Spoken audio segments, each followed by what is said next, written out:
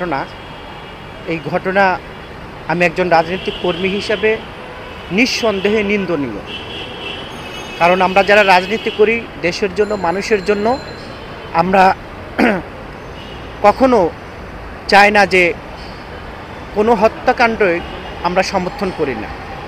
কিন্তু প্রশ্ন হলো, বর্তমান আমরা দেখছি যে মিডিয়া ট্রায়ালের মধ্য দিয়ে বিএনপিকে নানান রকম দোষারোপ করা হচ্ছে এবং আওয়ামী এবং ভারতের আশীর্বাদপুষ্ট রাজনৈতিক দলগুলো ইতিমধ্যে বিএনপির বিরুদ্ধে নানান রকম কুরুচিপূর্ণ বক্তব্য দিচ্ছেন। সাম্প্রতিক সময় আমরা যেটা দেখলাম যে বিভিন্ন ইউনিভার্সিটিতে তারেক রহমানকে নিয়ে কুরুচিপূর্ণ স্লোগান দিচ্ছেন, দেশনেত্রী বেগম খালেদা জিয়াকে নিয়ে কুরুচিপূর্ণ স্লোগান দিচ্ছেন। আপনারা সাংবাদিক, আপনাদের কাছে আমার প্রশ্ন যে এখন কি রাষ্ট্রীয় ক্ষমতায় বিএনপি না অন্তর্বর্তী সরকার? তো অন্তর্বর্তী সরকারে যারা আছেন তারাই তো আইন প্রয়োগকারী সংস্থার মালিক। তারা যদি এটাকে নিয়ন্ত্রণ না করতে পারে তাহলে রাষ্ট্রীয় ক্ষমতায় তো বিএনপি না, বিএনপিকে কেন দোষারোপ করা হচ্ছে? বিএনপিকে দোষারোপ করা হচ্ছে এই কারণে, বিএনপি একটি বৃহৎ গণমানুষের রাজনৈতিক দল। বিএনপি গণমানুষের কথা বলে।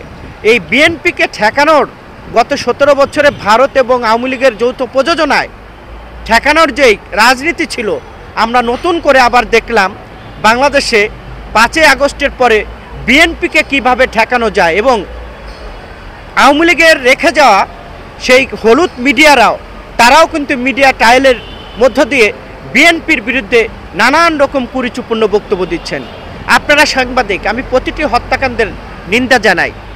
মিটফোটে যে ঘটনা হয়েছে অবশ্যই এটা নিন্দনীয়, বিএনপি বহিষ্কার করেছে। কিন্তু প্রশ্ন হলো, যারা যুবদল নেতাকে বহিষ্কার করা হলো বিএনপি থেকে, সেই বিএনপির যুবদল নেতাকে নামাজ পড়তে গিয়েছিল কারা, কিভাবে পায়ের রক কেটে হত্যা করলো? কই, আপনারা তো কথা বললেন না, আপনাদের কোনো মিডিয়াতে তো নিউজ আসলো না। যদি মিটফোটের ঘটনা নিন্দা জানান তাহলে সেই ঘটনাকেও নিন্দা জানাতে হবে। আমরা সাম্প্রতিক দেখলাম কোনো একটি রাজনৈতিক দলের নারায়ণগঞ্জে মসজিদের ভূতে ঢুকে ইমামকে কিভাবে পিটিয়ে হত্যা করছে, সেদিকে কিন্তু কেউ কথা বলছে না।